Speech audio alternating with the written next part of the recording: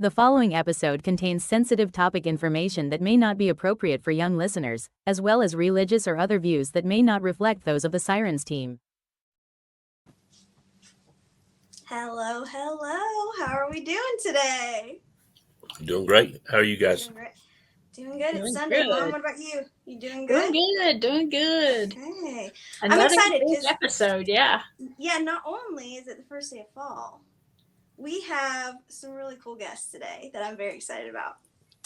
Me too. So today we have Weekly Creep Podcast joining us. It's Adam and Dulce. And I'm just going to give like a really quick introduction, and then we're going to bring them on and they can tell you guys all about what they do. So they have Weekly Creep Podcast, which I've been listening to it, I want to say, since maybe like 2021. It's been a while. I love their podcast. They do all kinds of spooky stuff, true crime stuff, mysteries. It's a good time.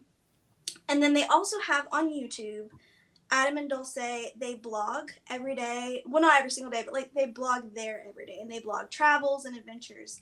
And then Dulce also has her makeup YouTube page. Oh. It's called Kitty Cat Country. She does makeup, but she also does like book reviews and just different blogs of her day to day. And then Adam has a couple other podcasts, I think. There was one called Just Effing Ghost Stories, which is exactly what the name implies. It's just effing ghost stories. But he also has a new project coming out, I think next month. It's called Houston Strange. And he let me listen to a little bit of the first episode. It's very chilling. I'm already hooked and ready for the next episode, but we'll let them tell you guys all about it. So I'm going to bring in, and like I said, I almost wish we had like an applause track. I think that would be... I know. We'll applaud them. Yeah, that would be... Yay! Hey guys, how's it going? That was honestly one of the best introductions I think we've ever had. Yeah, well, we do a lot. We do. You guys do a lot over there. Yeah, we like doing a little research, and they do a great job. We bring different guests in, and we try to make people feel at home and like family when they're here. Yeah. We're kind of laid back. This ain't CNN or nothing like that. You can be yourself. That's one of the things that people love about our podcast. So, just feel at home. If there's something to say, tell us what you're feeling, what you're thinking, stuff like that. You guys do an amazing job. You've got a lot of different things going on. So we're stoked to have y'all here. Yes. Thanks for having us. Yeah, we're stoked to be here. Honestly, it's a great start to fall, to autumn. Yep. Definitely. Okay. And it's getting really pretty up here in the mountains, by the way. I was out and about today. The leaves are already starting to change and fall, and it's beautiful. We're excited to be out there. Yeah. I don't know if Adam told y'all, but we're heading out there that way. We're heading out to Ohio, and then we're going to Virginia, West Virginia. West Virginia. Oh, nice. Where are you going? We're going to be going the week before Halloween. Yeah. So we want to visit Cincinnati, Columbus, Point Pleasant, and anywhere in between. We're just trying to scope to see what areas we like. We're making a list, and if we like those areas, like Charleston. Oh yeah. We're thinking about moving out there. Mm-hmm. Oh, that'd be awesome. That's exciting. Now tell our listeners where you so far. Okay. Say what now? What all on your list so far? What's on your list so far? So, like, to prospective places to live, I'm looking at Charleston. Yeah, Charleston. Because of the housing affordability. Mm-hmm. I would love to own a home there, and we just need to save our duckies a little bit more, so that the mortgage isn't out of control. Yeah. But the drawback is that I don't have prospects for transferring over there because my company the company I work for doesn't have a location out there. So we'd be taking a gamble. Yeah. So that's where I'm looking. Yeah. And I just reckon Ohio because it seems like the center of everything. You know what I mean? I actually didn't realize. Centralized. Yeah, I didn't realize how much more there was to the west, to be honest. I really thought Ohio was like smack bang in the middle the way people talk about it. But yeah, so I was like, well, that seems like a good place to start, and then we can figure it out. Yeah, we spent like all day day yesterday watching vlogs, realtor videos of all these areas. And then like we just heard like the extent of it, like one extreme, the middle to the next for all these places. And we're just like, at the end of it all, we're just like sick of it. And we're just like, you know what, let's just go and see it for ourselves, because these people have different preferences that we have. You know what I'm saying? Yeah. Like the things that they may hate, we might love, you know? Yeah, exactly. Now, I don't know. I know we know this, but tell our listeners where you're located now. Houston, Texas. Houston, Texas. That's been home base for us now for well, for you all your life. I was born and raised. And I've been living here almost 4.5 years now. 4.5, yeah. But obviously, I'm from Ireland though, Dublin. I'm not like, I grew up very like in the suburbs and stuff. It's not like a huge romantic little village or anything like that. It is though. It is. I grew up like just south of the city by the sea, so it's a lovely area. But it's not quite as like remote as a lot of people might think. You know, like Limerick. Yeah. But and that's why now we're looking at. Houston has been good to us so far, and we're like, let's stretch our legs a little bit before potentially going back to Ireland when we're a little bit older. Yeah. So that's like end game, is moving back overseas. Yeah. That'd be nice. I can see how it would be a bit overwhelming to look for a place to relocate, because there's so many places over here in America that you could easily go to and live. Yeah, we were looking, the reason why we were looking at West Virginia is because, well, not one of the reasons is because it's so close. It's so close to all those little states off the coast. And if we're there, we can just take a weekend and drive to any of those states and check them off our list. Yeah. You know? Whereas in Texas, you can drive for 10 hours and not leave the state. Exactly. You know? It's massive. Yeah, I've never been to Texas, but just by seeing the size of it, I can see how it would be like driving and still getting nowhere. Yeah. I mean, Virginia's pretty big, but it's not that big. Yeah. It could take 6 hours and be at the beach, which is a long time for me, but I'm sure to y'all it's not half as long as most things. Yeah. Yeah. So that's our potential plan, anyways, to try and get up there. Also, for like the paranormal scene, there just seems to be a lot more in that particular corner, like conventions and stuff like that.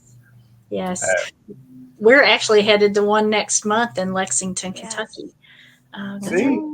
Yeah, Scarefest. We've never been to one. We've never been to a convention, but all three of us together. We're going. Well, Ryan has. Ryan goes all the time.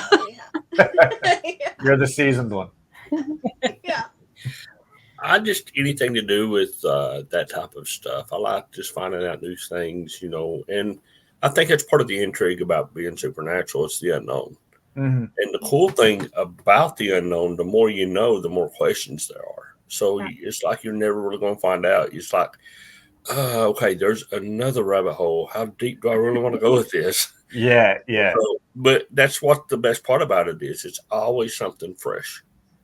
Or something, a different aspect to it, or different, you know, or you know, some people were saying we had the different groups on, you know, and some people and there's been 2 or 3 different groups on here, and they mentioned like outlaw paranormal and things like that. They mentioned that, like, you know, Ouija boards are no different than, like, you know, the spirit box and rods and stuff like that. You know, the same thing. You're trying to communicate with spirits. He goes, so I don't understand why all this negativity toward a Ouija board when all these other tools and equipment are doing the exact same thing.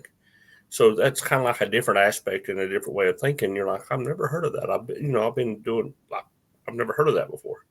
Yeah. So different ideas and stuff. It's amazing.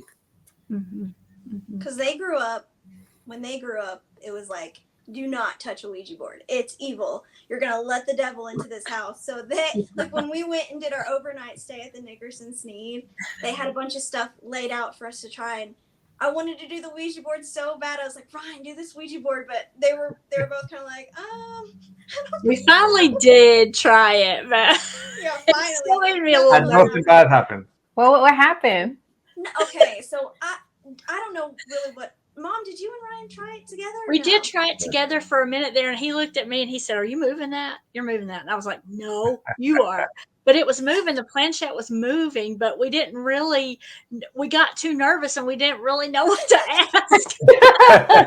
You're like, all right, what now? Like, okay, we're here, but. And I'm pretty sure when Ryan and I tried it, I swear he was like hovering right above it. Like, I don't even think he was barely touching it at all. I was like, I think, like, are you touching it? I think you have to touch it. And he was like, I am. But I think we were all. It's kind there of. was a lot going on that night too, and nothing really happened with that. But Yeah. I did touch it, but being part of this, I was a skeptic too. I'm like, okay, if the planchette's moving, I'm not going to accidentally, subconsciously move it on my own. So, like, I'm doing this and just barely touching the planchette, like, and then it did start moving, and I'm like, are you moving it? And then they're like, no. I'm like, somebody's moving it. And then after everybody's done, I put my hand on it, and moved it myself. I'm like, it takes some force to move that because it was a heavy wood planchette, and I was like, you would really have to put some effort, I mean, not strenuous, but you would have to actually put some effort into moving the planchette across the board. And I was like, okay, it was moving by itself. But I think one of the reasons why we didn't have as much success is because of our reluctance really to open up and to allow anything to really happen as far as the energy. Mm-hmm. So I think that's really, but something was really trying to move it. And like I said, I was just doing the whole. That is interesting though, because like I grew up, my dad is really like I don't know, how would you describe that? Like just a real like manly dude, like, you know what I mean? Not like me. And when you're growing up, like he's very cut and dry. Yeah, that's like, what it is. Like the two of us were like worked in construction and all that kind of thing, and that anyway. So like I love every time I go home, like, hey dad, Bigfoot's a ghost, right? And it's just like, there's no such thing. What do you like? You know what I mean? It drives them mad. But as soon as anyone mentions Ouija board in our house, it's like, no, we're not talking about that today.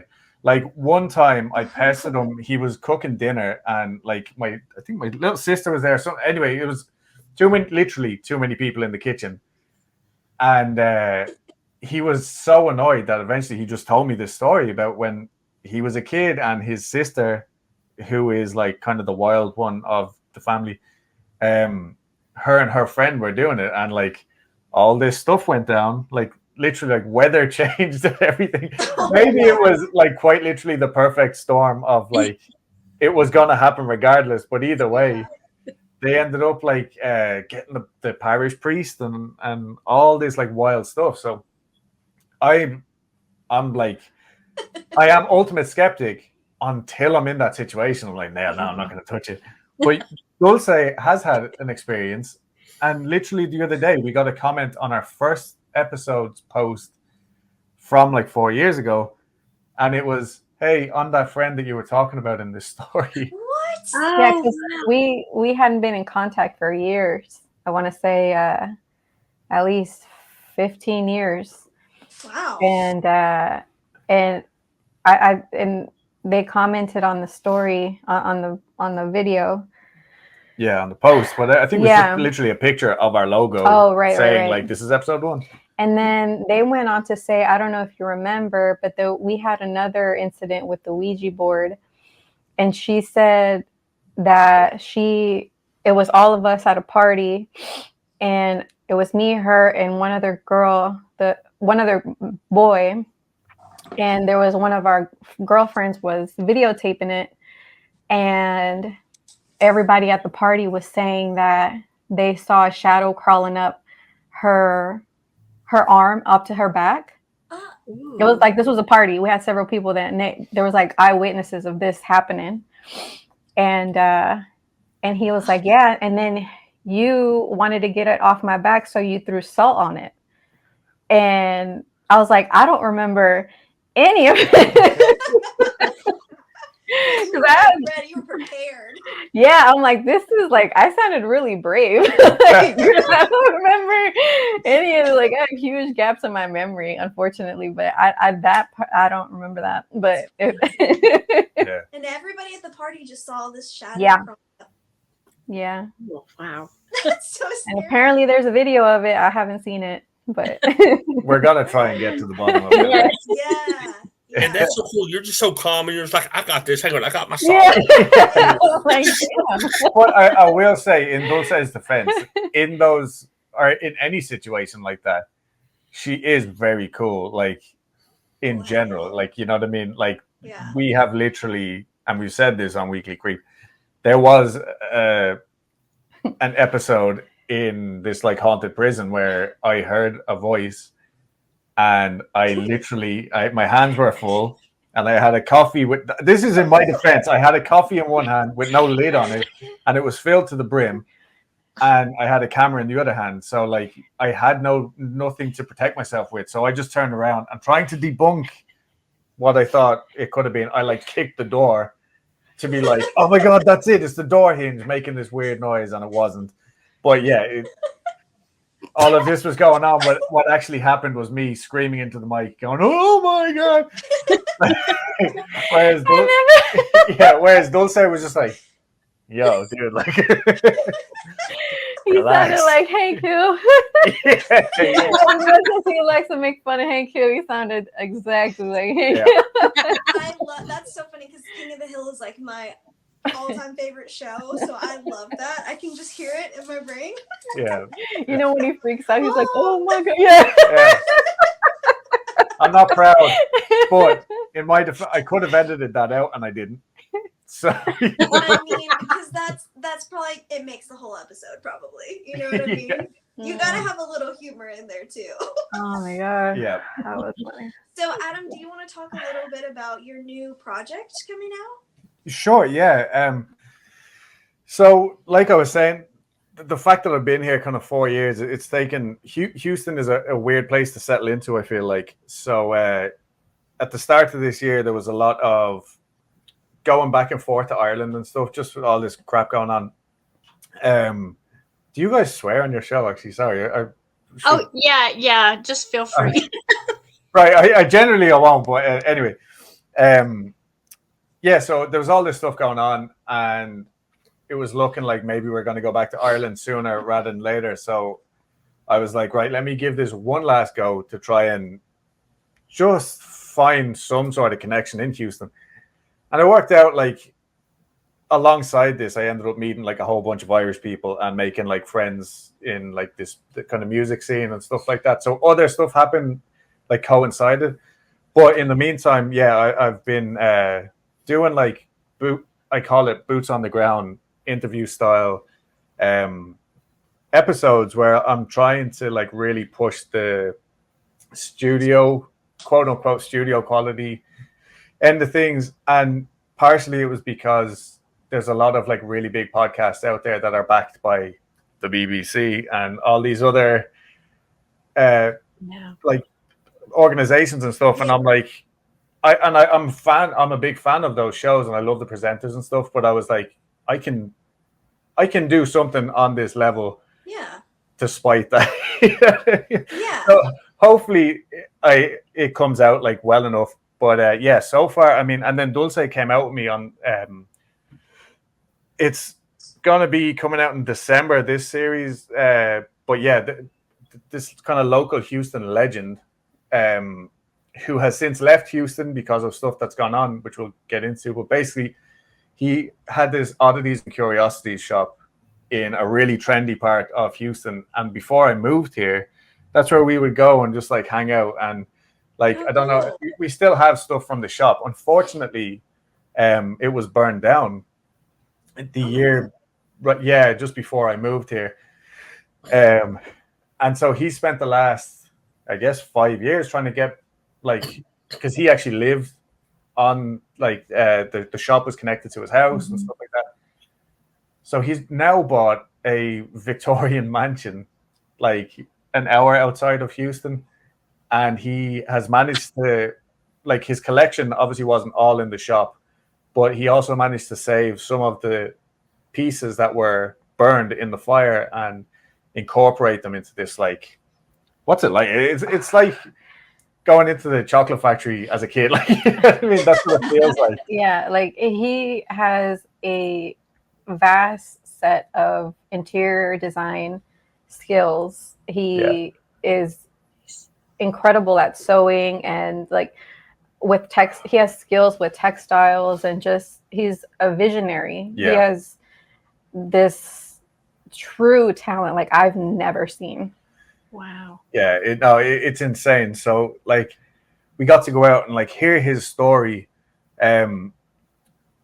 It's not like, you know, specifically paranormal based. Like afterwards we sat down and I was like, listen, sir, we're not going to take up too much of your time. Like, I'll be in and out, and, you know, we'll just sit down, get out of here. 8 hours later? We were there for 7 hours. 7 hours. What? Yeah, no, 4 hours of that is documented. And then after, because I was like, listen, this is brilliant. I'm so overwhelmed with the like, I literally have a half a terabyte of footage. And I was like, we won't take up any more of your time. And he was like, stay, like, relax. Like, so after the cameras were put away and everything, we were just sitting in this like full like so he ended up inviting us back out the next week because he was having like a party, and this was his first event, I think, in the house. Yeah, because when he had his store in Houston, he threw annual parties, but back then there were Halloween parties, and they were like, you had to buy tickets. It was the amount of tickets were very limited, and they always sold out. And each Halloween party had its own theme, and it was required for you to dress up. Like, so cool. There was a level of, like, you know, expectation here. And there were loyal fans of his that would, and of the store that would consistently go every year. Like he was he's a local legend, like through and through. Wow. And so since he opened up the place for the public, this new place, he was selling tickets to that event as well, because it was a Halloween unveiling thing where he decorated the house, the Victorian Mansion house. He also with Halloween fed stuff. Everybody as well. Like food was provided, drinks was provided, all that was provided, and you could just come hang out at this awesome Victorian mansion. And like, remember, this place is an hour outside of Houston. We went, and there was tons of people there. Yeah, like we had to park down the street. And anyway, all that to say, so luckily we ended up that whole time I brought my camera and I was just taking photos for him. And the worst thing was I got home and I had like all these photos. I was like, these are terrible. Like, they were actually like poor quality because the house was so dimly lit and all. So anyway, I managed to save a few of them and he's posted them. I'll send you the link, Lindsay, just so you can see, because describing this house, it does it no favors. No, like, it's phenomenal. There's no way. But yeah, sorry, we got off track there. Yeah, so anyway, that's what Houston Strange is all about. Like, trying to cement myself in the kind of locale as well. But whereas like the other stories are just like, unfortunately, some people are living in haunted houses, and like, so those stories are going to be anonymous. Next month, I'm going to set up a table at a local brewery, and I'm just going to sit in the corner and tell people to come tell me their ghost stories and hope for the best. So I do want to have that like unpolished feel about it as well. Like, you know what I mean? I just realized you're going to be like Michael Scott when he went to that literally a job, you know, in that school. Because this is all I'm bringing with me. That's all he's bringing. Yeah, the job fair. He's just bringing the bell, and Michael Scott just brought a piece of paper. It's not focusing. Anyways, yeah, because this is my new bell that I'm trying to haunt. So I'm just going to be this like oddball in the corner. Just bring a lot of paper, just in case. Don't just bring the one sheet. You know? Yeah, exactly. Yeah.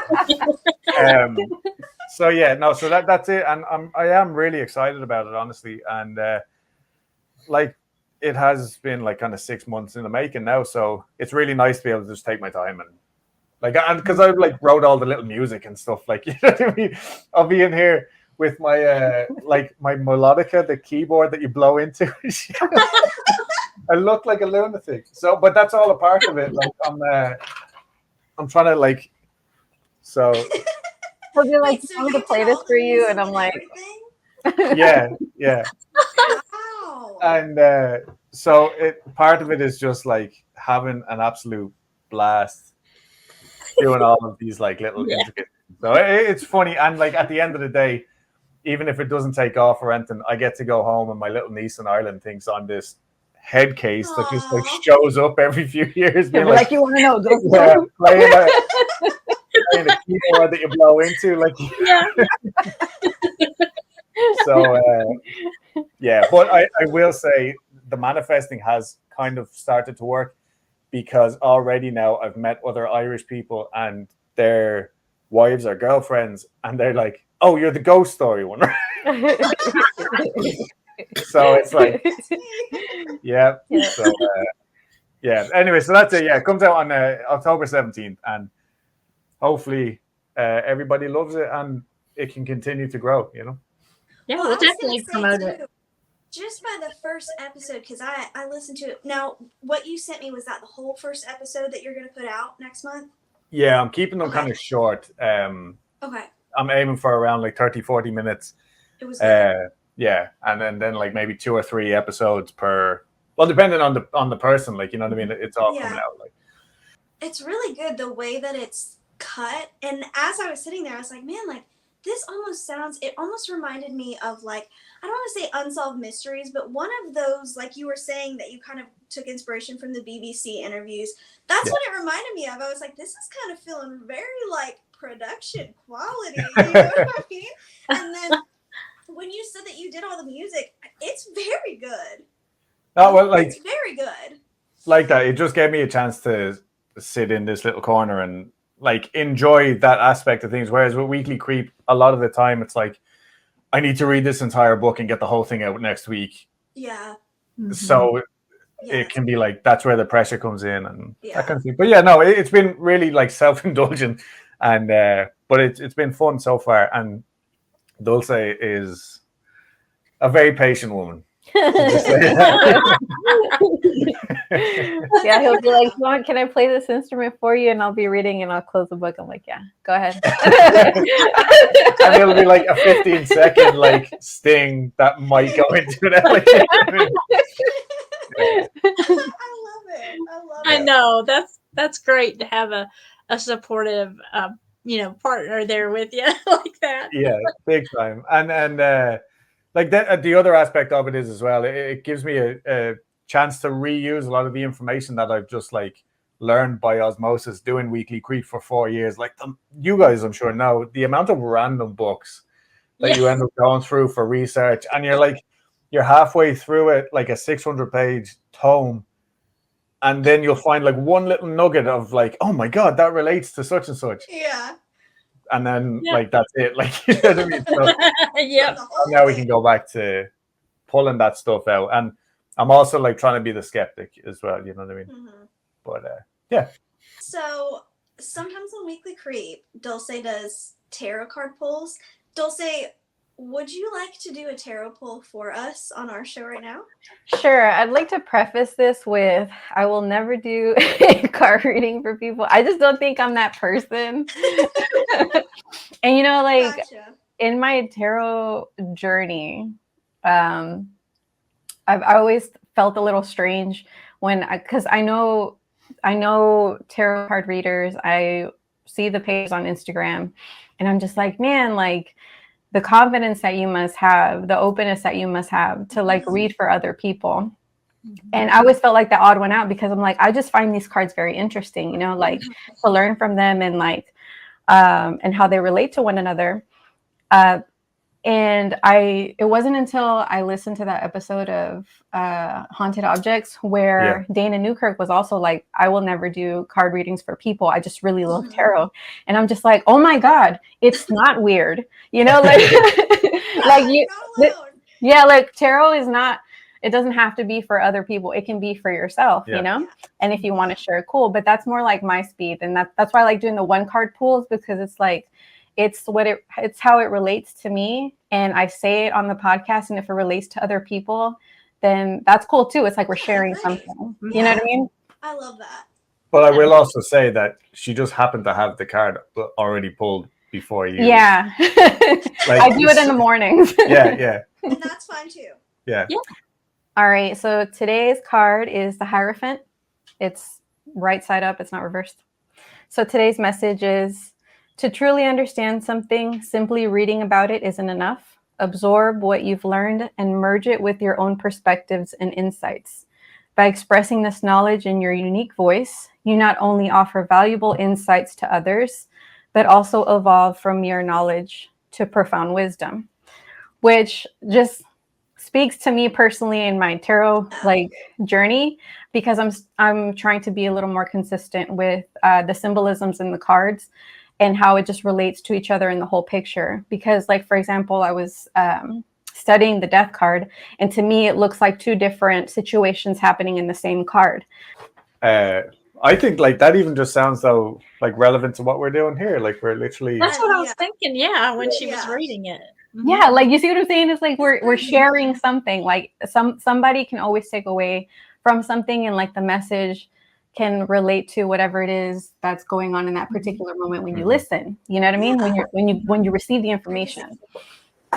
Yeah. But like the Death card, transformation, right? So it's like the skeleton in the armor, in the horse. You could choose to be that person to take the reins, you know, and go into your transformation, go into the sun, and, you know, gain clarity, you know, because there's a sun in the background. Mm-hmm.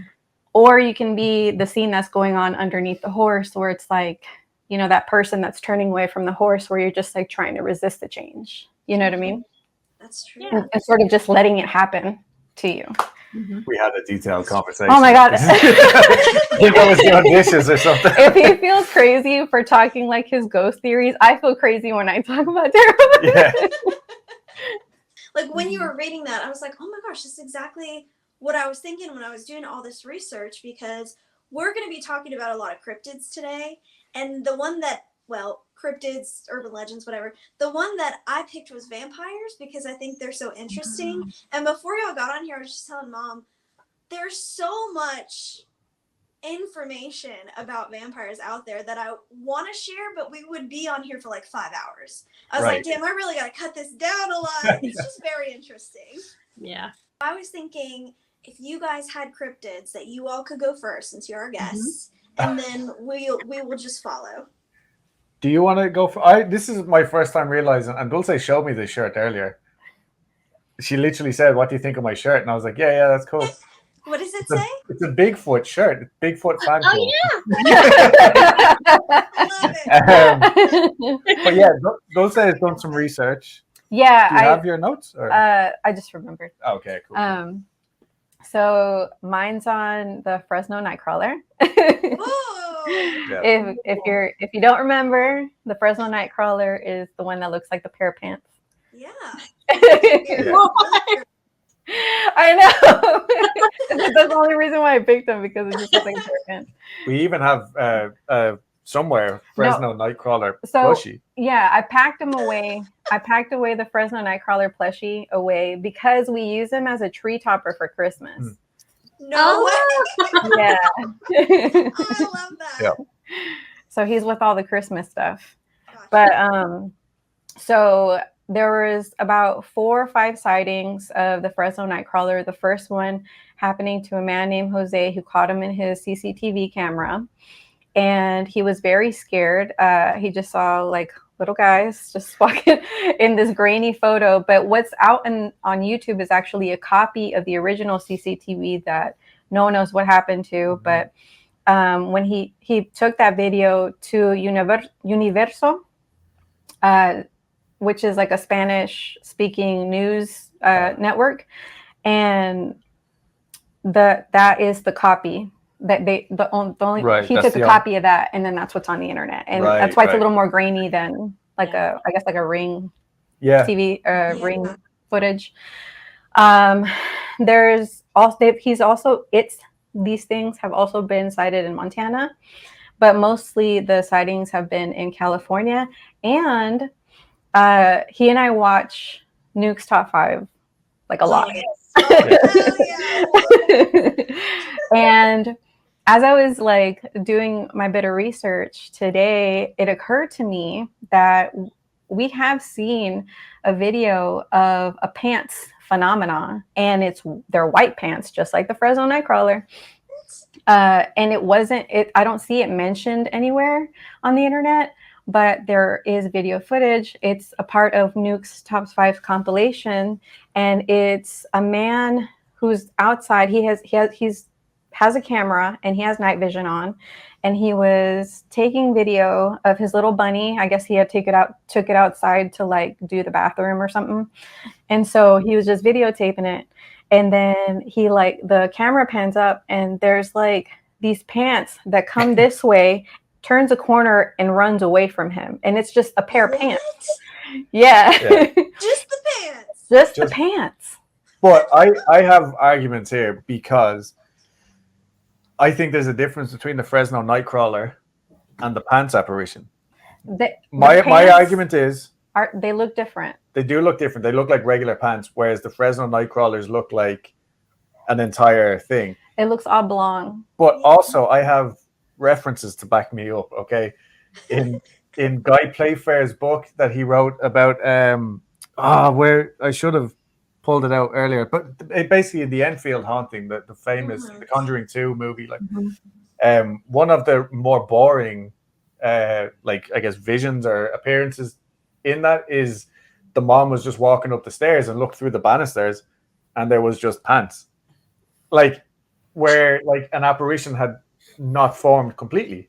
And so that stuck with me because of just how outrageous it was. But then in another case that I heard maybe last year sometime, a famous actress, well, kind of like B-list actress in the UK, was literally having an ongoing haunting where she would see a little boy running through her bedroom, I think, but it was just his short pants. What?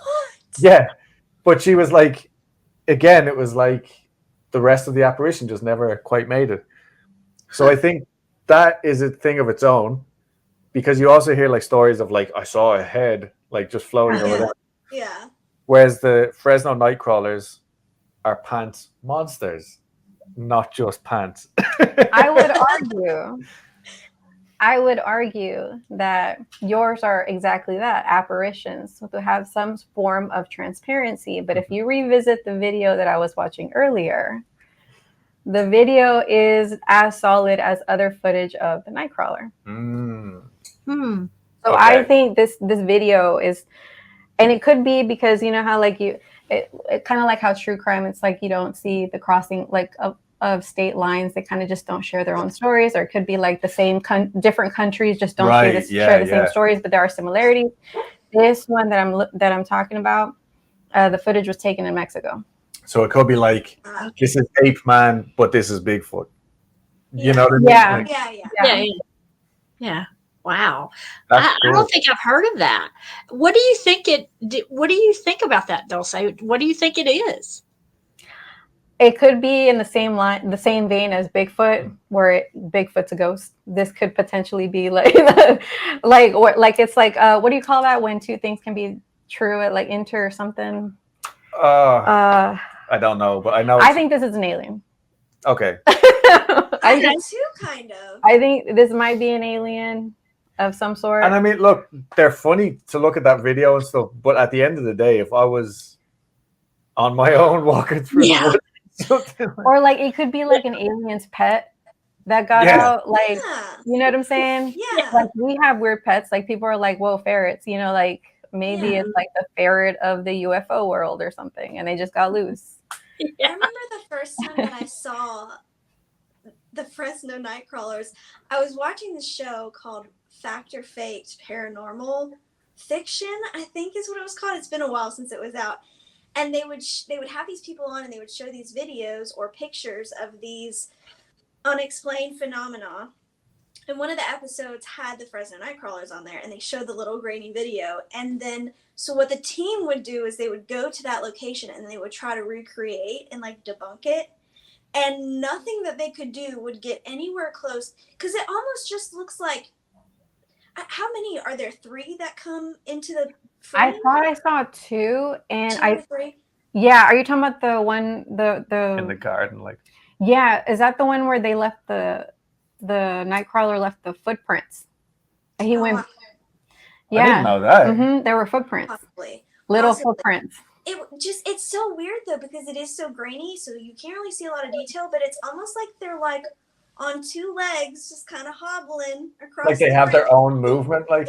Yes, it's the weirdest thing. And I always just kind of, in my mind, I was like, oh, alien for sure. Has to be an alien. I genuinely don't know. And like then there's the other thing of like, maybe they don't exist, but in that moment of time they existed, and now we're forever left with this like trail of nightcrawlers. You know what I mean?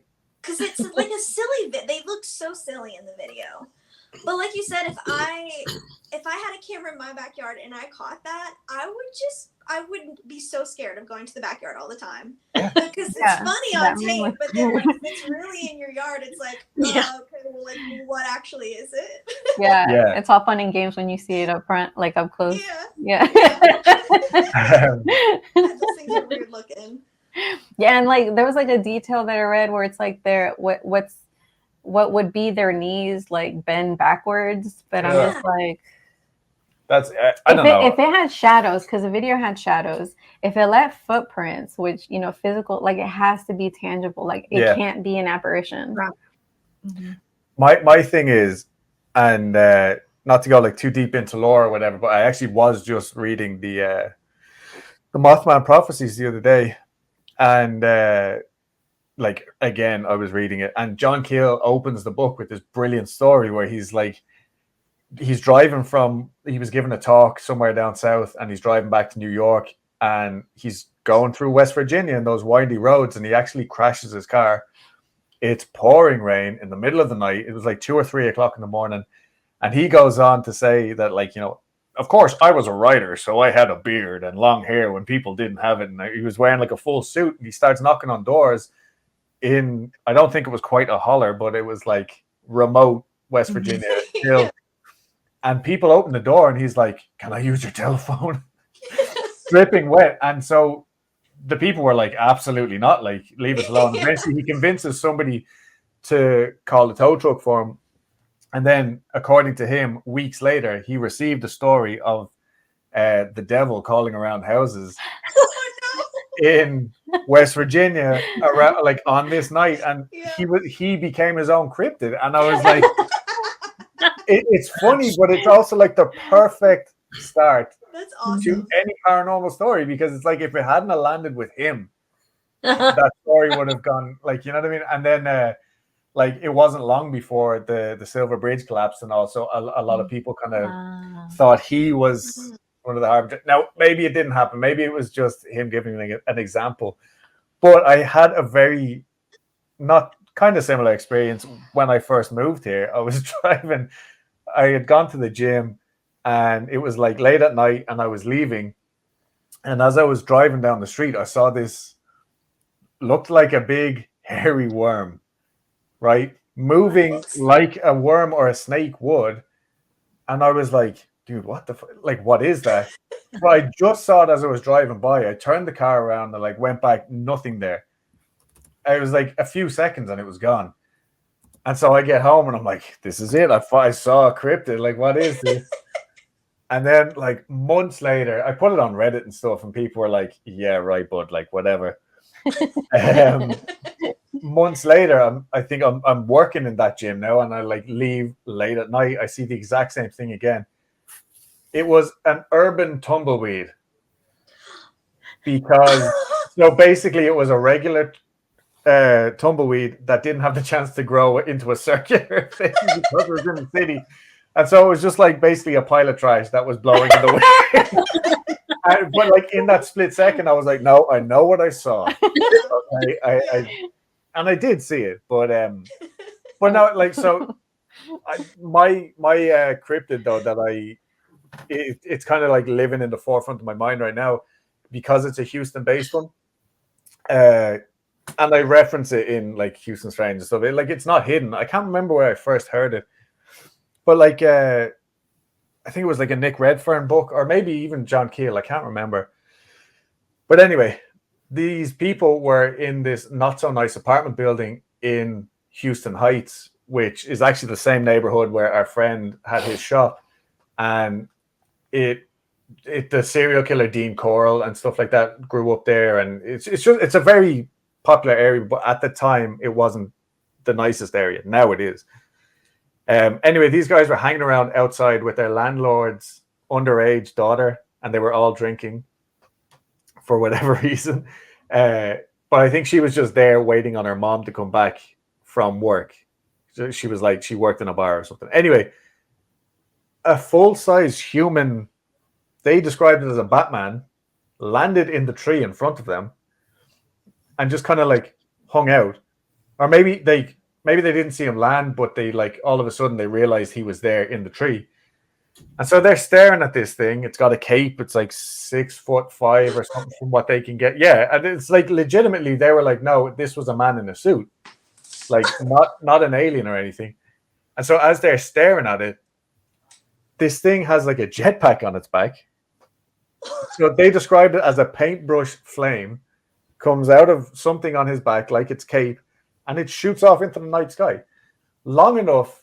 Like it didn't just like puff out, like they followed it trailed off. And as the little girl, the teenager's mom was walking back from work, she saw it take off because it was this huge flame. Like, wow. And they were able to stand on their porch and follow it. So this happened in like the 50s or something. And another tenant in the apartment building said he woke up, and I think it was like just one of those feelings that he had, you know, that so often accompanies these events. He woke up, looked outside, saw a man, and was like, all right, went back to bed.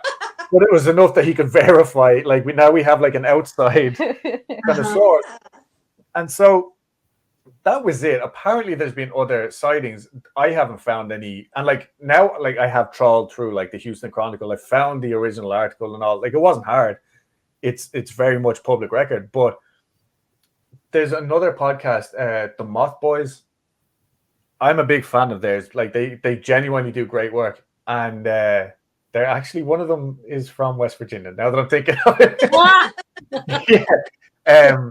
But they in another Nick Redfern book, Nick Redfern, I feel like he's a great author, but some of the things that he goes into can be a bit kind of hit and miss. But he found the daughter of somebody who worked for NASA here in the Johnson Space Center, yeah. Which is like, I think 40 minutes from our house, because I was going to pop over there. He was leaving work one night, late at night, and he saw what he describes as a gargoyle. Oh. Yeah. And like full detail and whatever. He was afraid to bring it up at work, obviously, because he works at NASA and all that. But then also because this literally took place in the NASA parking lot, it's like, oh my God, they broke through the fourth wall and that. Yeah. But yeah, apparently he saw this gargoyle thing a few times, and the only people that he spoke to initially were his daughter and his wife. And like the daughter specifically remembers because her dad, who was he was a scientist, I think, or a researcher or something, he came home and he was like visibly shook, and he was like, this can't be real, but I just saw this. And so now I'm convinced that gargoyle and this Batman are like interlinked. Yeah. Same breed or same like suit or something. I don't know. But like, did he have a jetpack too? He didn't have a jetpack. This guy described it more of like as a creature. But it makes me think of like the Flatwoods monster. Yeah. Because people have described him as a creature or potentially something wearing a big suit. You know what I mean? Yeah. So anyway, so that's my very Houston-based cryptid. Just a gargoyle. It's just a gargoyle, and unfortunately I haven't actually got the book yet, but like I'm definitely gonna get just to read like the daughter, because it's the daughter's account. That's I think why it hasn't made the rounds really, because it's a secondhand source. But yeah, I'm intrigued anyway. Like, there's enough weirdness going on here that, like, I'm not surprised. You know what I mean? And like the other thing about Houston is, like, you could drive through a neighborhood and all of a sudden feel like you're in the boonies, like, you know what I mean? Where it's expanded so quickly that it's like someone will just buy this plot of land. Now that's a little town in itself, but everything around it is still like rural and like a cow in a field, you know. So yeah, definitely some weird stuff going on here. Did the creature fly, the gargoyle-like creature?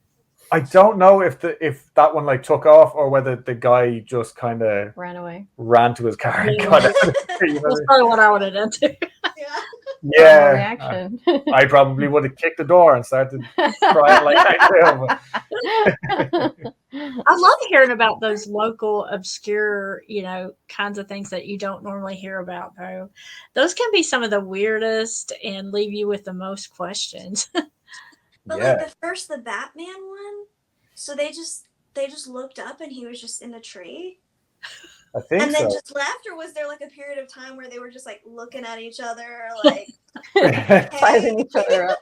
From what I can remember, it was, I don't think they heard him landing, but it something drew their attention to this man in the tree, which again, the height specifically at that time probably wasn't too out of the question to just have a random dude in your tree.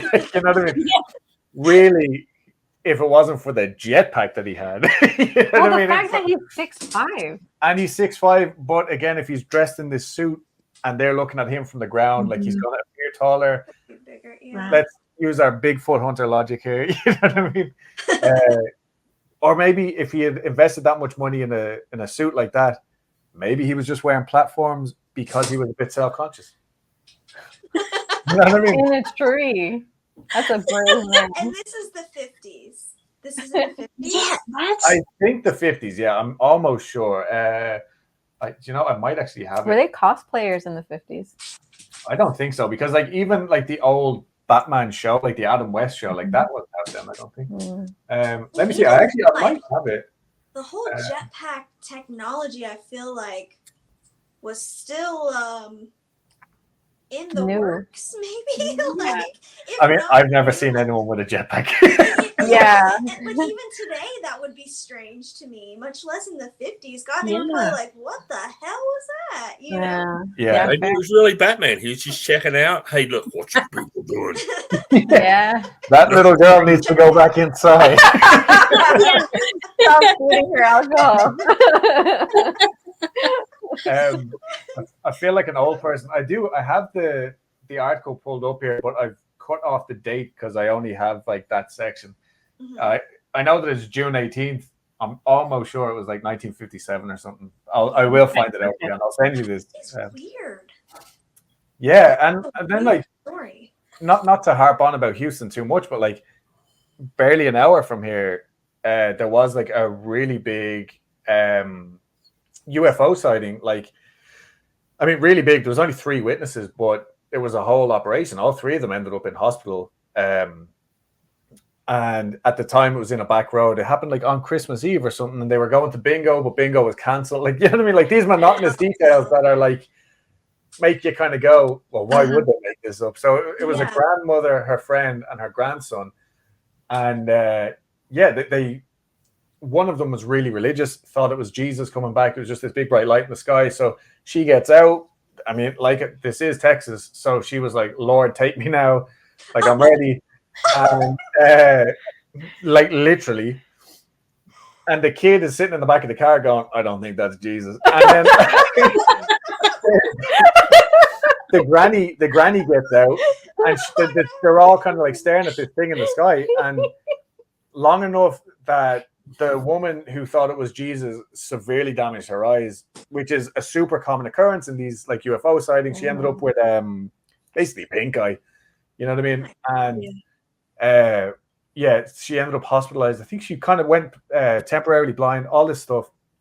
But the biggest factor in this story was whatever it was that they saw was then chased off promptly by a bunch of what looked like military helicopters. And like, again, they were able to follow this stream of helicopters and the light, whatever this craft was, like over miles and miles. I think they actually started following it at one point. And and then last year I was working with, I call him Uncle Carl. He was a lovely older guy, absolutely like conspiracy mad. You know what I mean? He told me to drink hydrogen peroxide every day. He was like, "Yeah, brother, I've been drinking hydrogen peroxide. It keeps the maggots out." Yeah.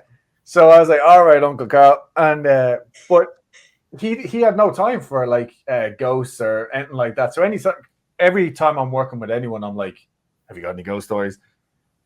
Absolutely not. Like nothing. He wouldn't entertain it. But then one day he was like, I can't remember how it even came up. He was just like, I went to school with a kid who he claimed he saw a UFO. And then I joined the dots and I realized it was the kid from the story. No way.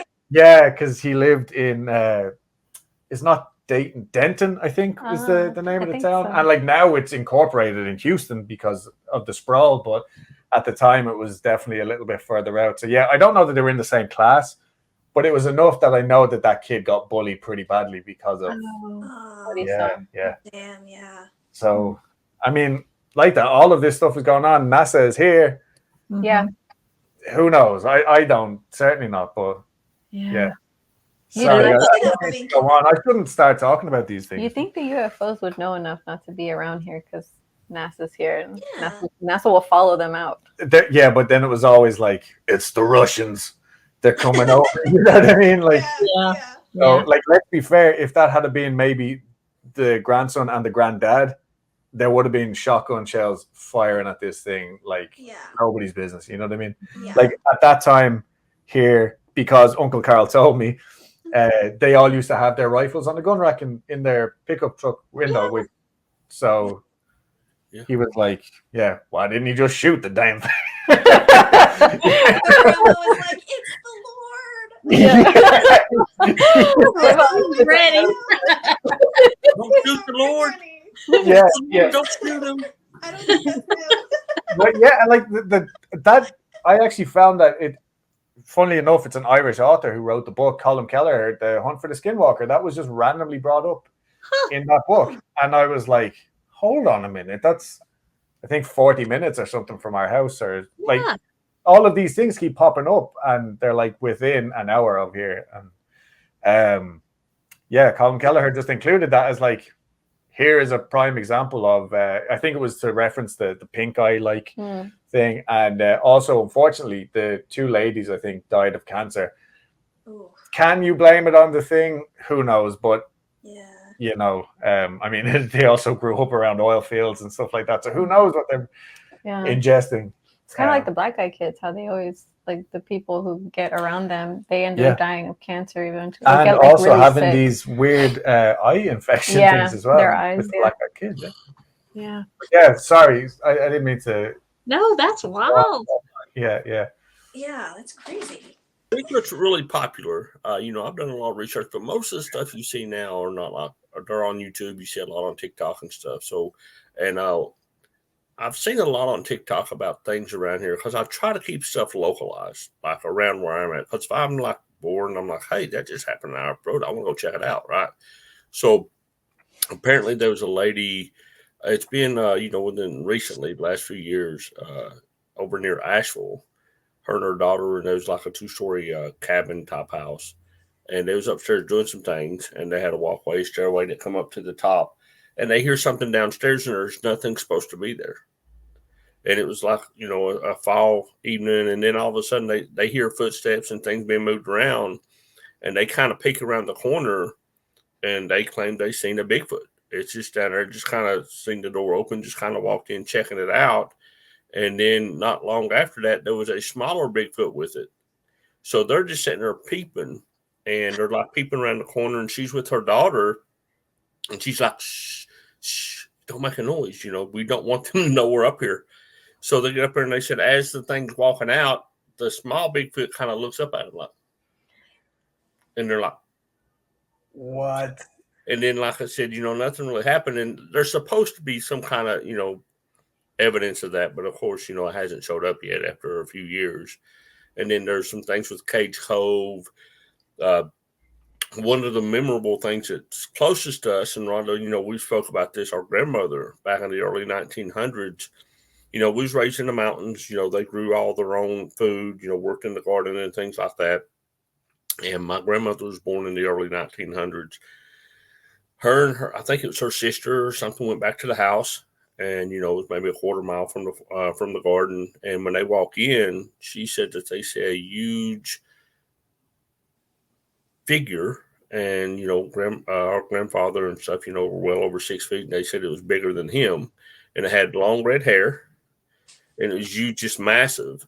And so they took off the other way to go get the men, and by the time they got back, it was gone. It apparently went up to, because back then the chimney chutes were huge. You had the big ones. So they said that either climbed up, they thought they'd climbed up that and then took off because they heard it run across the top of the house. Mm-hmm. So that's personal stuff, which is kind of crazy. And then, one thing I wanted to add is it didn't matter, like the older our grandma got, every time she told that story, she was still as terrified as the day that she saw. I think she was like 7, maybe, or 8 or something like that when she saw this, and she was terrified. I really think it did give her some kind of PTSD. Yeah, and she was very religious. I mean, she lived about as close to a straight and narrow walk as probably about anybody I've seen. So it's not like her to make something up. Right. They try to spook us a little bit, but when it came to serious stuff, like that actually scared her. And I know that she believed that to her very core, which I'm like, okay, that means there's something out there. Yeah. But also, sorry, just the color of the hair, like the red. Yeah. That's like such a now, like there's so many people that say, I had this like brownie red hair, like. Yeah. So. And there's so much goes on back there, and I think, me personally, I think that they are some colonies, or they migrate according to like food sources or vegetation, fruits and things like that. I think if you really wanted to find one, you could. And I've talked to people, and my dad was one, because he actually believes in Bigfoot also. And I can't remember if he was talking to a friend of his or it was a friend of his, but he's like, okay. And he was talking, and I think it was over near Pound or Grundy. Mm-hmm. You know how they have some like national forest area over there. And he's talking, he's like, and the guy was playing around. And he goes, yeah, I just think I seen a Bigfoot down there just playing around with the forest ranger. And the forest ranger says, no, actually, it's the wrong time of year. The Bigfoot are actually over there right now catching the fish because that's where they're breeding. I say it's a mountain, man. And the guy was like, what? He goes, they're not over there this time of year. They're over here. It's got to be the mountains, man. Like, I feel like that's their natural habitat. Because it's so easy, like, for something like so big and like stealthy, but like it can evade people. Like, it has like physical capabilities that a normal human doesn't. So it'd be easier for it to hide in like the parts of the mountains where humans just don't go. Yeah. I do like the paranormal end of it as well. I think if it wants you to see it, you're going to see it. Mm-hmm.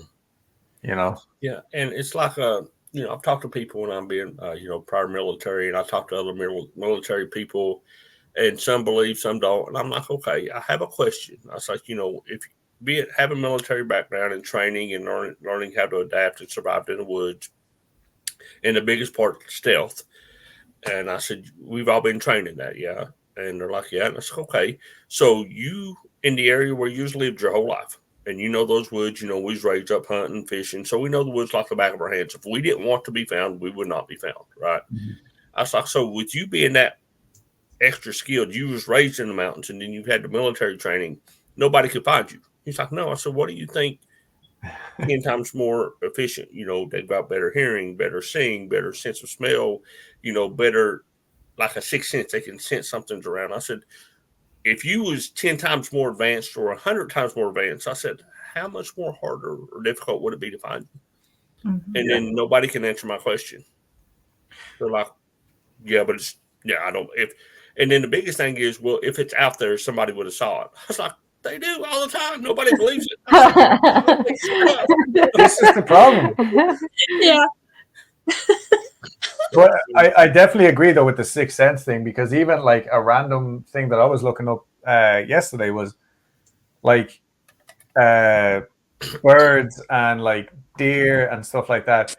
Birds in particular, like they can supposedly sense like an earthquake or a natural disaster long before like it's even picked up on like computer programs and stuff. And then there's also like the fact that you're watching National Geographic. There's the antelope being all peaceful, like chilling, eating grass. Then all of a sudden he's like, "What the fuck is that?" And even though like the lion has not made a sound, like Yeah.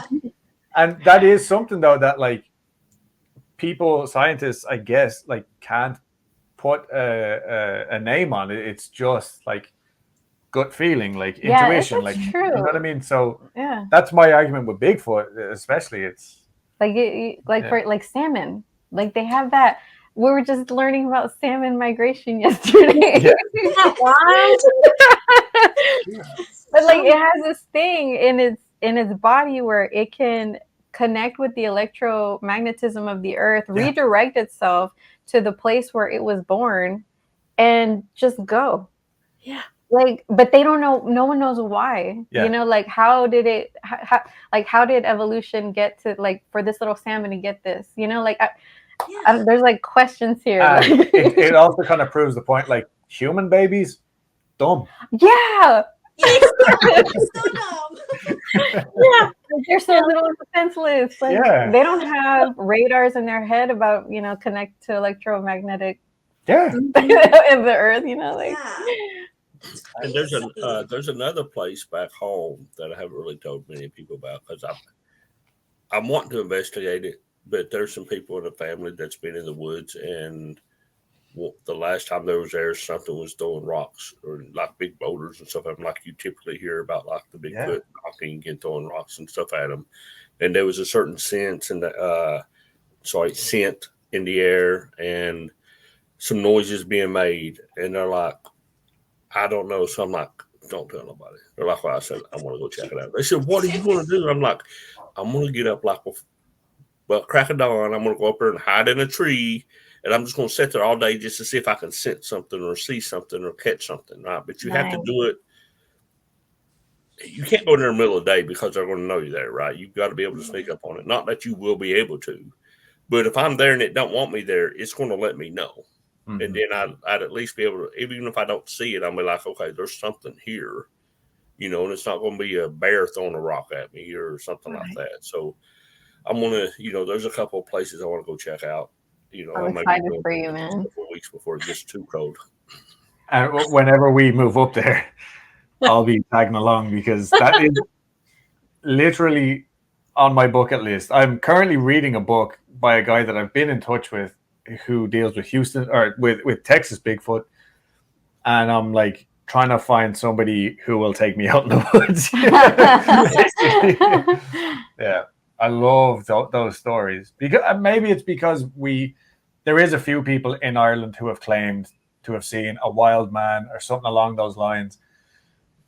I don't know if I necessarily believe it. I think that we have other stuff going on, but so maybe it's like the novelty of like this grand American forest and mountains, like that's just like endless. Whereas in Ireland, I could literally walk from one end to the other and just, you know what I mean? Like that's it. So there is definitely like a romance in the Bigfoot thing for me, like 100%. And then there's like so many videos on Nuke's Top 5. But it's not just ghosts, obviously. Yeah. But there's so many videos where it's like weird stuff happening in the woods. And I'm not talking about weirdos in the woods. We're talking about like animal noises, just like weird situations, like calls, like, and they're like, that's not a regular animal, but you don't know what it is, Yeah. So yeah, I'm telling you, man, the mountains, like if you want to find something weird, you go to the mountains. Yeah, we've raised in the mountains our whole life, and there's stuff up there. I've only really been, I've seen black panthers, which people say don't exist, but they do. I've seen mountain lions. I've seen a lot of things. There was a couple of times where I've heard animals and heard them and got like a feeling where the hairs on the back of my neck stood up. And I'm like, I've never heard that before. It's not a coyote, you know. Mm-hmm. Don't have hyenas here. It's not a bear. It's not a wolf. And I'm sitting there, and basically what I did, I just hunkered down in the weeds, you know, and I was like, I'm going to be quiet, and I'm just going to listen. And I never could figure out what it was, but it only made a couple of sounds. I heard it move around a little bit, like 75 yards from me. I heard it make this really, really crazy noise, and then I'm like, and then nothing. And then I was like, okay, now I got to walk half mile back to the woods. Great. Y'all seen that one video where it's like, I don't know if somebody, I think it's like a deer cam kind of situation. And it's pitch black dark, but you can just see the light from the deer cam. And there's this huge black, like furry something that comes into the frame. But then there's also like a baby on the back of it, because you can see both sets of the eyes catch the light. Have y'all seen that video? No. Wild. It is wild. I'll try to link it below if I can remember where I found it. I don't think it was Nukes, but it might have just been scrolling on Instagram, honestly, because my algorithm shows me the weirdest shit. Like, it was on there, maybe, but it's crazy because there's not a lot of detail that you can see, but it's definitely like a larger than life character coming into the frame with some kind of living something on its back. It's like it's carrying it, like. Yeah, and too, the deer cam was like how high up in the tree, and the thing just went like head level by it. Huge. Yeah. There's also military training pamphlets. I've actually seen one when I was in basic, and I'd have to dig and see if I still had it. But you can look on the internet. There's some training manuals and books. One of them is basically if you look under the Pine Barrens Institute, there's a link that says Cryptid History, the U.S. Army Corps of Engineers, and Bigfoot. There's a big thing on there, and it's actually in the training manual. It talks about Bigfoot. Yeah. And then I seen the book that says, okay, and it talks about different areas, and it says, and it'll have an area, Bigfoot area, you know, beware, steer clear. So if you look this stuff up on the internet, you can find it. And it's an actual government issued military training pamphlets. That's cool. So, like, let's take that for a second, right, and put it into, like, there has been enough stories about this creature now that the government has had to go, well, all right, look, we don't know, we haven't seen it, but apparently it's here. Right. So now it's actually like materialized in the world, and now it's like solidified. So even if it didn't necessarily exist before, now it's something that the army have to watch out for. Yeah, if they're warning whether you it's about real it. or not. Like, you know what I mean? Yeah. Like, I don't know what it is, but there's something there. So just, we'll call it Bigfoot. Just don't go over it. Yeah. Use your imagination, Bigfoot. I always correlate everything like back to like kind of fairy stories and stuff like that. But we would have like similar, like basically people would know not to go to a certain area, and fairies would get the blame. Maybe it was poisoned water in a well, like, you know what I mean? Or maybe it was like just something that people couldn't explain. But that's where like Bigfoot, fairy, ghost, whatever it is, like now it is solidified and it's in the lexicon. So as far as I'm concerned, it's real. Yeah. And I almost wonder too if it's like, maybe let's say it wasn't real before and it's more of like a tulpa kind of situation where it's just been manifested because so many people have been talking about it and thinking about it and believing in it, that now it just is like, it's just a thing. Exactly. And who knows which one it is, if it's just always existed or if it's just, surprise, I exist now because you thought about me a lot, you know? Yeah. The most recent Bigfoot sighting, there was a lady in Colorado, and her daughter, they was kind of out, and her daughter was doing something, loading a car up, and they noticed on the mountain off in the distance, she just happened to see something moving up the side of the mountain. Oh. And she's like, hey, what is that? It looks like something. So she took her phone, and the cell phone, of course, couldn't zoom in as much, but it does look like a person walking up the side of the mountain. And it had longer arms, you know, and the arm went behind it a little bit further than what a, you know, normal human stride would be. And whatever it was very, very tall. And one of the videos I looked on YouTube, and I'll try to add the link on here, they magnified it like 150, 200 times. And it really does look like something. And I don't think a human would do that on purpose. I mean, there was no reason for it to be there, you know, and it was miles and miles away from anything. So it wouldn't be like a human dressed up as something out in the middle of BFE, hoping somebody catches a picture, you know. And was this the one that you said it was on all fours? No, it was actually walking on its legs, and it was looking like it was walking kind of sideways at an angle up the mountain. Kind of uphill. You know, and it was kind of interesting. And, you know, there's a couple of really good things on TikTok that I've seen here recently that's talking about Cage Cove, the Smoky Mountains, Asheville, Pigeon Forge.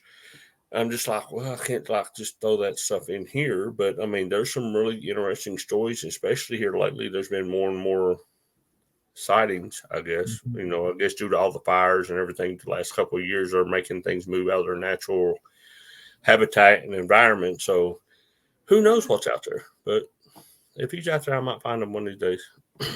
I think if anybody would, it would be you, Ryan. Yeah. me and Steve are going to find it for real. Yeah. Steve's my brother. Oh, okay.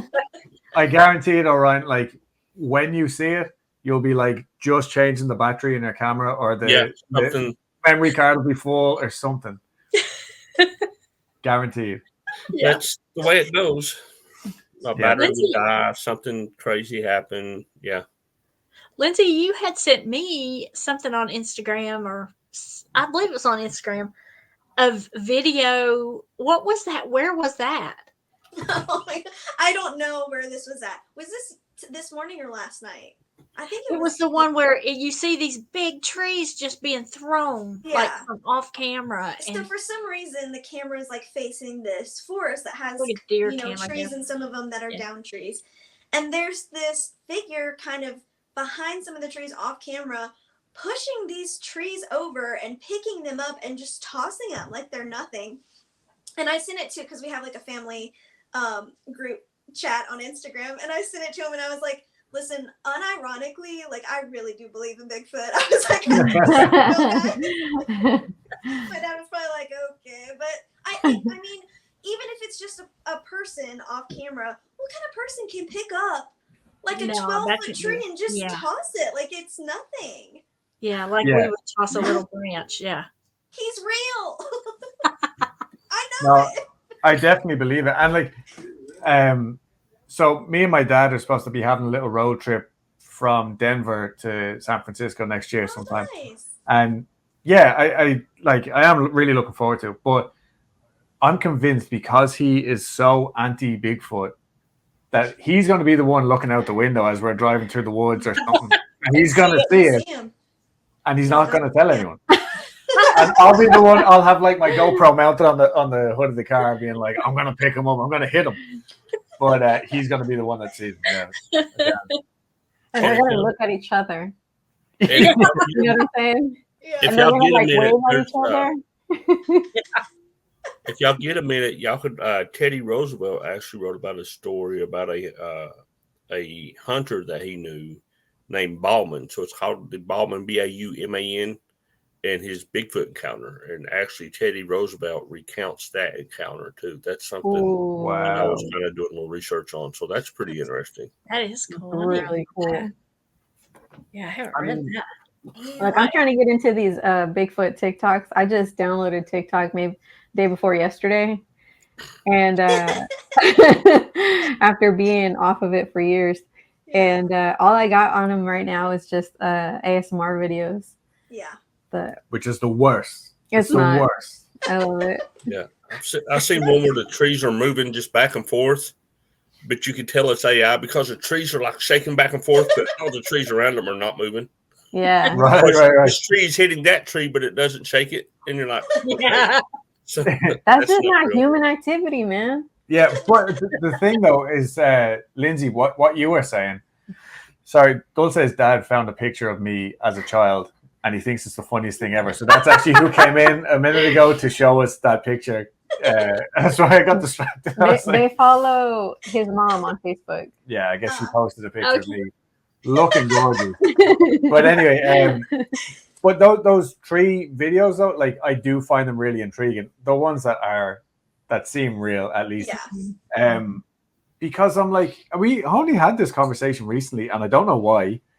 I guess like we were talking about Bigfoot or something, but you had said like there's no way a human could do like throwing this video or whatever, and I was like, I don't know though, because I remember years ago the Scottish had, what was it called again? The Highland Toss. Yeah. Where they literally get big old logs. Now, granted, they're like the branches have been removed and all that, and they just run and they throw it. Yeah. And it's like an age-old tradition of like, you know, proving your strength or becoming a man or whatever. But like honestly, when we started looking at these videos, you were like, actually, a big bear of a man could probably do that. Yeah. But then you have to ask, why is this man out in the woods on his own? Ripping trees out of the ground. Yeah, that is true. I didn't think like about that. Like the toss is for a competition. Yeah, but maybe this they're man is a competition with himself. It just doesn't seem likely. Yeah, he's like, you know what? These trees are a mess. I'm clearing this out. Yeah, I'm gonna build my own log cabin with my bare hands. All right. Well, Mom, do you want to go next? I sure can.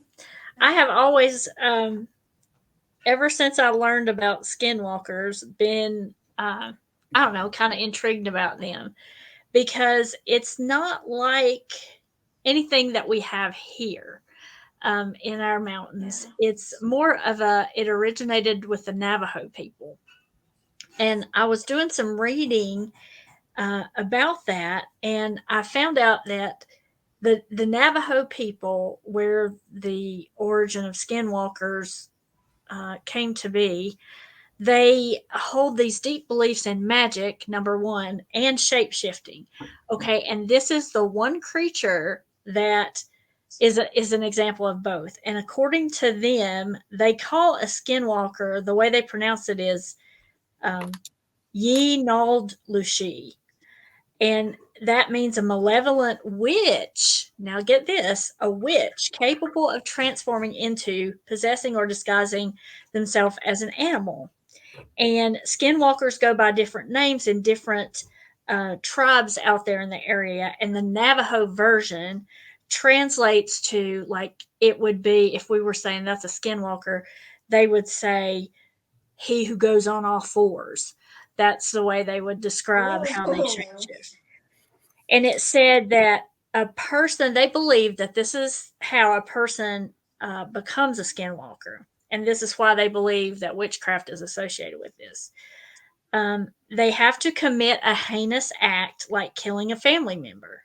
This gives the witch supernatural powers, allowing them to shapeshift from a human to an animal at will. And it said, you know, they often become coyotes, wolves, foxes, bears, but they can transition into any kind of animal. But it said that they wear the skin of the animal that they want to become, which depends on their need or the task they want to perform. Like if they want to be very strong, they might become a bear to have immense strength. And it says, note that skinwalkers voluntarily do this. They're not cursed like a werewolf when the moon is full or whatever. And another thing that the Navajo say is that a skinwalker can read people's minds, control animals of the night, call up spirits of the dead, inflict pain, and they are almost impossible to catch and get rid of. They must continue to kill or they'll die. According to legend, you can tell if you're in the presence of a skinwalker by their eyes. The Navajo said if you shine a light on one when they're in animal form, their eyes will not glow green like we see with, you know, like other animals at night. They will glow bright red. And in human form, their eyes can seem kind of animal-like. And they say to get rid of a skinwalker, you need a powerful shaman who knows the right spells and incantations to get the skinwalker to turn on itself.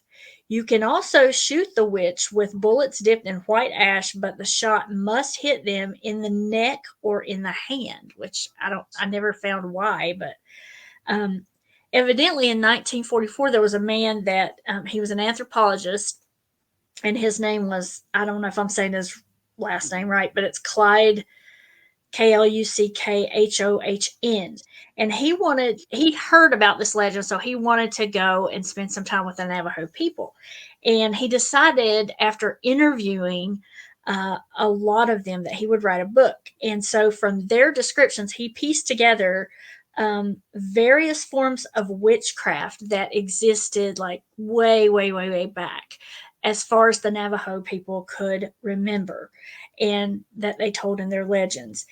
And he said that they described skinwalkers as secret witches. Most of them were male, but some were female, who would creep out in the night and take the form of these swift-moving animals like the wolf and coyote.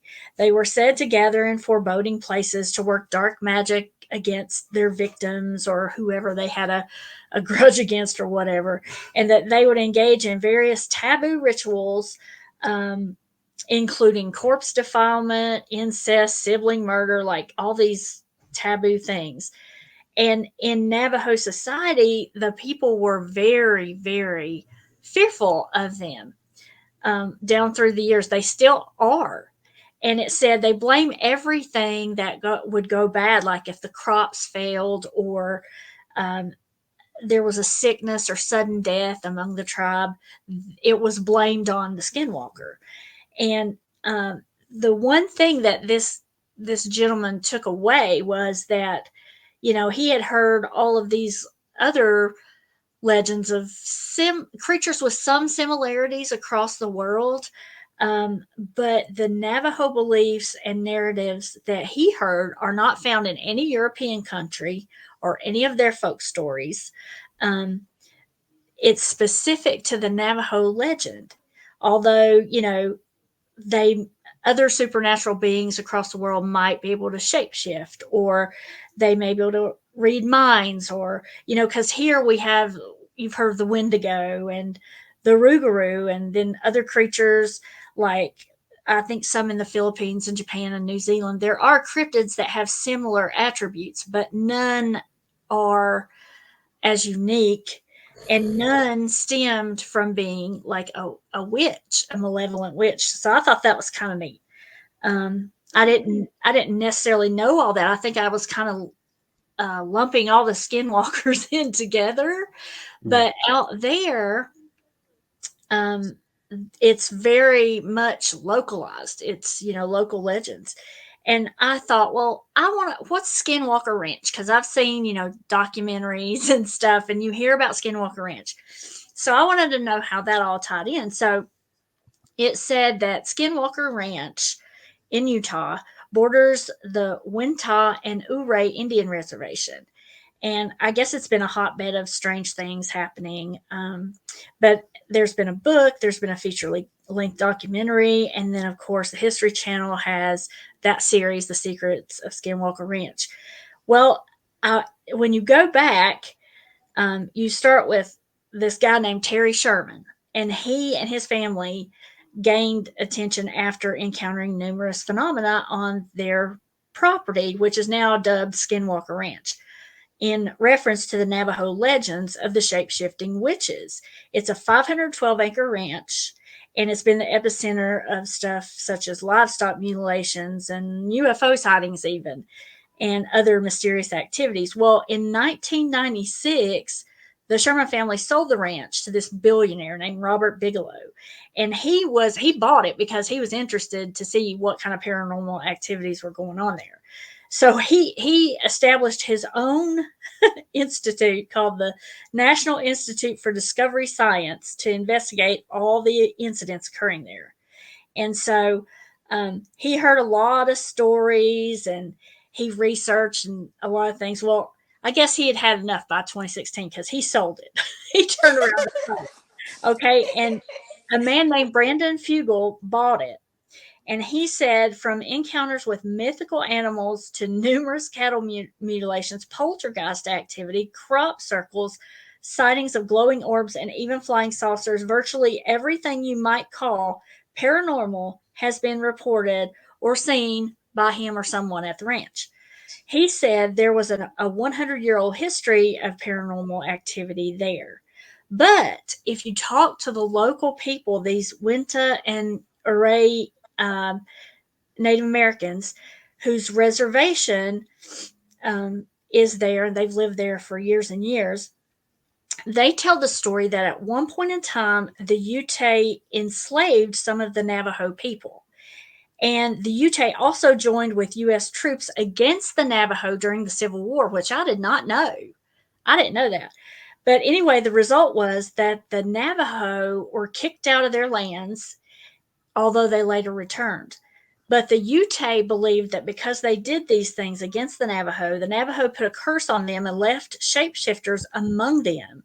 And this is why to this day they will not go near Skinwalker Ranch.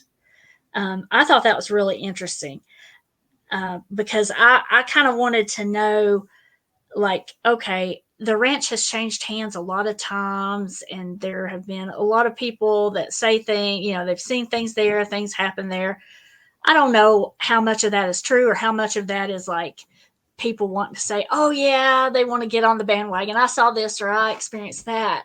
But for me, it went back to these Native American people and their legends, and how they still to this day, the Navajo will pass down these stories, to their children, and warn them about this mysterious, creature who originated like basically from dark magic. And it's really interesting. It's intriguing because I think because we have the Wendigo and we have all of these other kind of cryptids similar that you hear about, I kind of thought it was just Skinwalker was a general broad term for all of these creatures. But if you really delve down into it, it's not. It's one particular creature that stems from the Navajo. And I've always been, I've always wanted to travel out there and visit the Navajo. I'm intrigued by them because, the wind talkers and how we used, their language in World Wars to, World War II specifically to help our codes not be broken and all that. And I've always been fascinated, but now I'm even more fascinated. I really want to go out there, and I want to I just want to spend some time out there and just wander around. And, I would love to talk to some of them and hear their legends, firsthand. Because it seemed like, for a while there, all of America was on the Skinwalker Ranch kick. Right. Yeah. Yeah. And so I didn't really know a lot about it, but I've always been intrigued by anything that could shapeshift and, change into this or change into that, werewolves or what have you.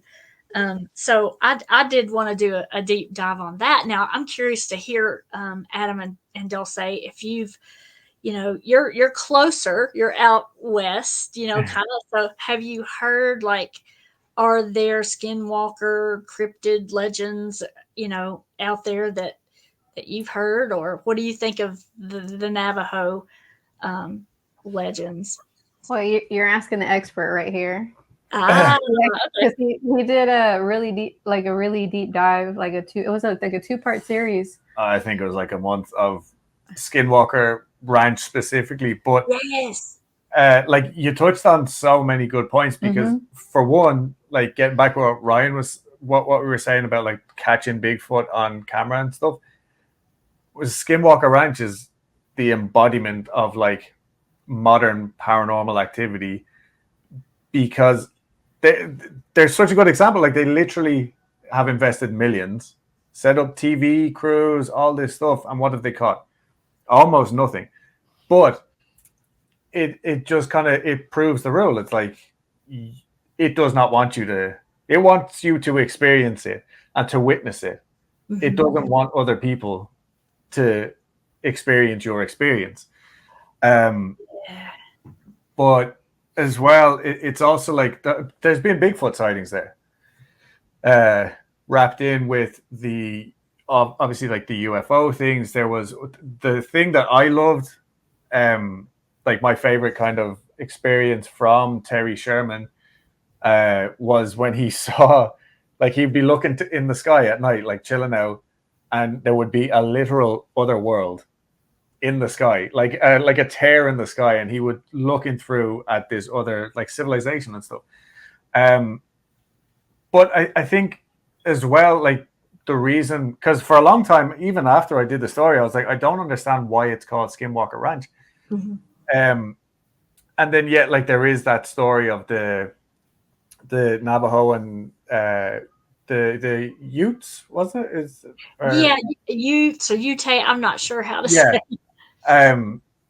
But yeah, so like none of their history like that is written down, right? But when was the Civil War? 1863. Yeah, 1860s.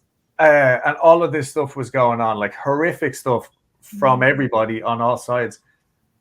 And then there's this Skinwalker story. So this is the Navajo telling their kids, hey, look, don't trust these guys. This is what they did. Let's make this a witch. Now you're definitely not going to go over there and try it and whatever. No, yeah.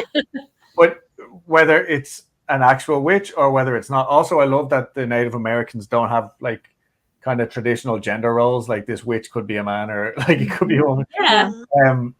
But now this story has passed on, right? But and this is going to seem weird, but the Aboriginal or the what's the word? The correct word? Basically, the natives of Australia now, they've got I think 40,000 years worth of stories, something insane like that. None of them have been written down, but they'll stand up on top of a mountain and be able to say, "This is where the Great Lake was." You know, so many generations before, and like if you go here, this is where this island used to be and it's no longer, and it seems really magical and stuff like that. But now geologists are uncovering these like maps and they're doing the topography of the ocean floors, and they're starting to realize that these places that the natives are talking about did exist, but it was definitely 8,000 years ago or so many thousand years ago. And they're kind of going like, how has this story not been a game of telephone? You know what I mean? Where they're still like, these are actual verified facts now. And so now people are kind of going, well, now we have to reevaluate all of this folklore in all of these different like places, like, you know, and I know this from listening to Blind Boy. He's a very famous Irish podcaster. He's like very like philosophical and stuff like that, but he'll tell a story based on Irish folklore. And like I'm repeating this one, but basically it's about this well, and people would go and drink from this well and they'd be cured of their nerves, right, which is what the Irish call depression. And like various mental health issues. Like you drink from this well and you'll be better in no time. In recent times though, scientists have tracked down that well, tested the water, and it turned out it just had a really high mineral value of lithium, which is used to elevate like your mood and stuff like that in modern medicine. So it was like, oh, hold on, here is this folklore tale. Yeah, it's definitely worded different to this scientist's thesis who is now handing this in as like actual written fact, but it goes back down to why are the US military publishing documents preparing their army for Bigfoot scenarios, you know? So for me, this Skinwalker thing, and I do remember like some of the stories, specifically like when they were trying to shoot this giant wolf on Skinwalker Ranch, like that's the one that kind of stands out. Yeah. Like they saw like gory, like bloody chunks like flying from this gigantic animal, and it was seemingly unharmed. Yeah, it would not die. You know? So is it a case that the story came from this just being a thin place, you know? And like, I know how like kind of airy fairy that sounds, but I think it's like a perfect amalgamation of all of the right ingredients to make a ghost story or a Bigfoot story. And that's why that particular area has all of this activity. But the funniest thing is, like, in the 1820s or something like that, some Franciscan monk was going from east to west coast, and he had to pass through, and he did experience like strange lights in the sky and stuff like that. And who knows, could have been anything. But I'm going to butcher this quote, but it was something like, the only reason why this piece of land is here is to connect the east and the west side. This is like a desolate waste ground that shouldn't even be. He just had the worst time, obviously, going through, like, because it's Utah, right? So it's just like, it's basically desert and stuff, right? A lot of desert. Yeah. So I think it's just the perfect spot where maybe humans were never meant to inhabit that part of the land.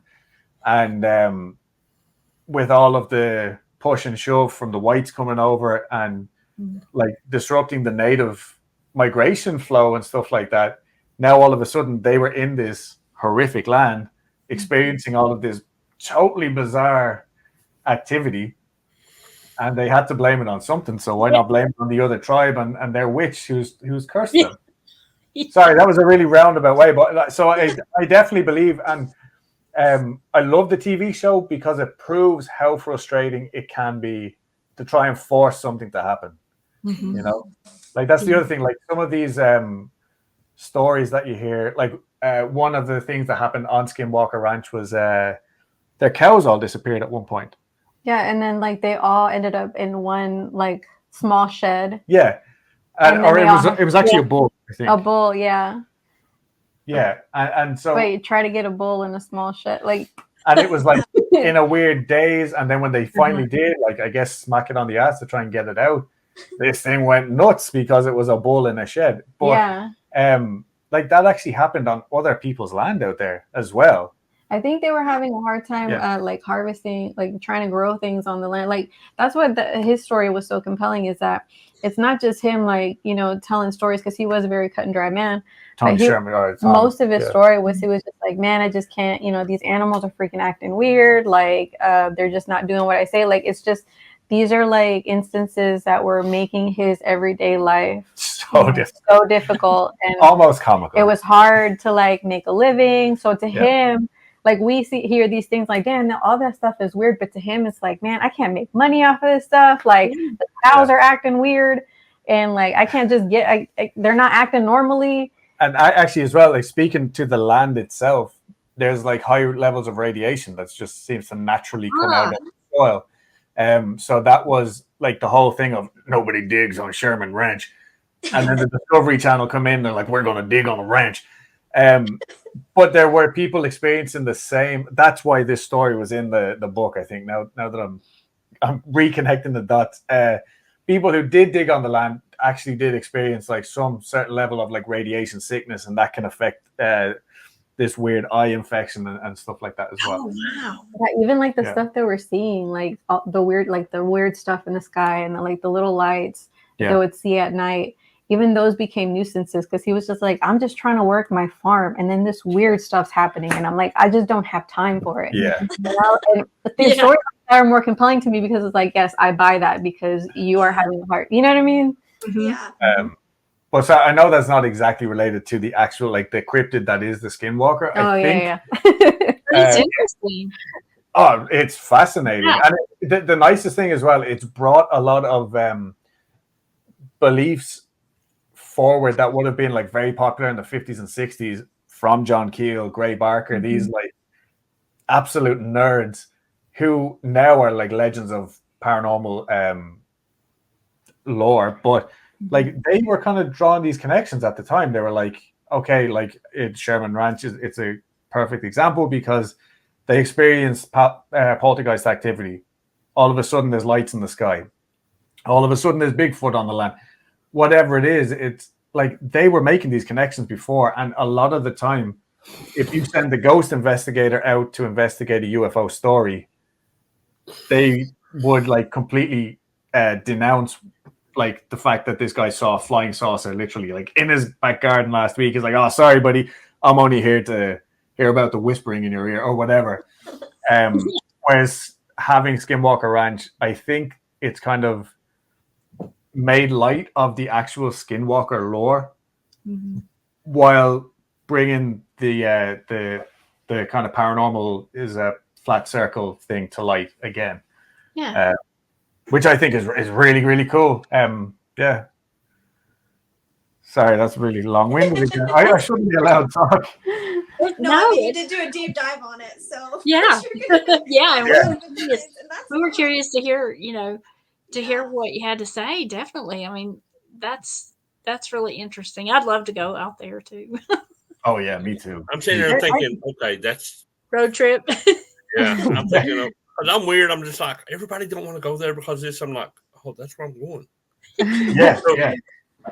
And like also there was like one really funny moment. There's I think in the documentary before the TV show was made, I remember watching that and I'm like, going along, they're telling all their stories, and then all of a sudden here's this super famous pop star, Robbie Williams from the UK. I don't know if he was ever that popular over here, but like I'm talking like Freddie Mercury level in the UK. You know what I mean? Oh, wow. in like the early 2000s and stuff like that. And he's just sitting around the campfire in like the end scene. Nobody introduces him. Nobody says, oh yeah, then Robbie Williams showed up. Nothing. He's just there. And he was just one of these people who had the money to show up and get involved. And he didn't like want credit or anything. He just wanted to be there. And now like, I think Post Malone is also another one of those people who like, spent the night there. I love it. You know what I mean? Yeah. But yeah, it's just like, the amount of attention it's attracted, and I think it's also good at keeping a lot of the true stories protected, because let's be real, like a lot of those stories are boring. You know what I mean? It's only people like us who actually read and care about like that, like John Sherman or whatever. I keep forgetting his name because he had two names. I think his actual name was John Gorman. I think that's where I'm getting confused. But like he lost his post hole digger one day. Oh yeah. You know what I mean? That was like $500 or $600 that he lost. You know what I mean? And then it meant, well, there's going to be an extra day getting this fence repaired. And it snowed up the tree. Oh yeah. It's crazy when you started talking about, because I like connect the dots and I think random stuff too. A while back we did things about like movies, and I talked about Pumpkinhead, which is now I see kind of a cryptid, but I remember the scene where Ed Harley goes to the older, and she's like an Indian type witch, to cast a spell because somebody had been wrong. So when you talked about the Indian doing that, I can envision them going to this old witch doctor or this old, witch like you're talking about. They're like, hey, look, these people are doing this and this, and they kicked us off the land. Make this land so inhabitable. We want to create something. She goes, okay, give me your hand. We need some blood. And start cutting and doing like some kind of ceremony. So I envisioned that. I'm like, oh, okay, I can see that. Yeah, absolutely. And like, that's why I'm so on the fence. Is like, let's say that ritual did happen. Maybe that is why all this is happening. Who knows? Regardless, at the end of the day, all this stuff is happening and we can't explain it. So, It's cool. Yeah, I think it's really cool that like they keep just the oral history. Like, yeah, that's fascinating to me. It's so fascinating, and like you kind of got, and for it to be like as accurate, like for us, like for me as an outsider, I see that I'm like, man, that's like so like out there. Like it's because you're used to like black and white, or like the this monotony. Is science, this is not exactly like, and then like the monotony of the everyday, and then but like this is the history of a people, and a lot of them, they just don't like, they keep it closed. They don't want to share for various reasons, whether it's because that's theirs, like they're just tired of people taking, or like appropriating, or putting it in movies and then, vilifying, and turning them into witch doctors. You know what I'm saying? Yeah, definitely. So, and I remember there was a lot of, when I was, a long time ago, I was going down a Skinwalker rabbit hole, and the people that have these, they won't even say that word. Yeah. Because to say it is to invite it. They're so afraid of it. So they just won't, outsiders won't talk about it. Like they won't talk about it to outsiders, much less than amongst each other. They won't even talk about it amongst each other. They won't say the name. because it strongly believe that it will attract them. Yeah. Wow. Hey guys, thanks for listening to part 1 of our cryptid chat with Weekly Creep. We will be posting part 2 next Friday at 7 p.m. Make sure you tune in because the conversation with Weekly Creep with Adam and Dulce could not have been funnier or more entertaining. We had a blast recording it with them. So next Friday, 7 p.m., check out part 2.